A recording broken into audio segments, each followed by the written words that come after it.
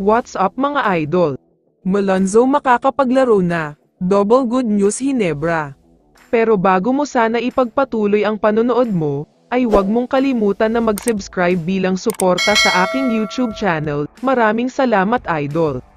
Unahin na natin pag-usapan ng isang good news, dahil sobrang nakakagulat ang inamin ni Coach Yeng Guiao tungkol kay Justin Brownlee.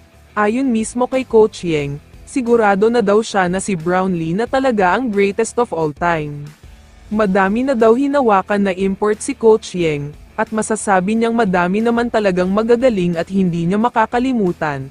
Pero in terms of attitude, skills at lahat-lahat na, si JB pa rin daw talaga ang the best.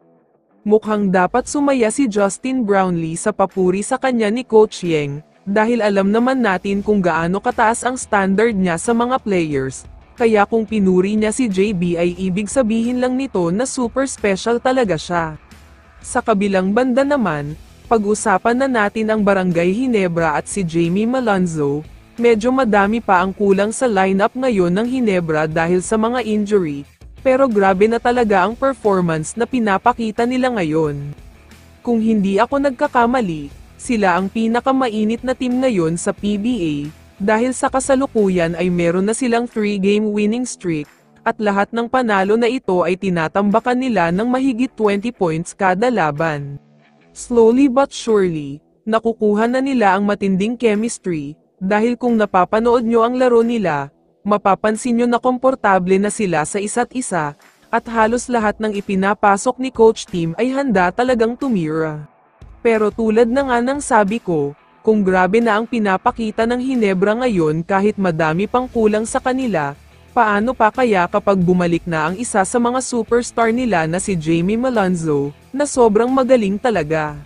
Ayon sa multiple sources na nakalap natin, mabilis daw talaga ang pag-recover ni Jamie Malonzo sa injury niya, at kung dati ay posibleng out na siya sa conference na ito, mataas na ngayon ang chance na makakabalik na siya.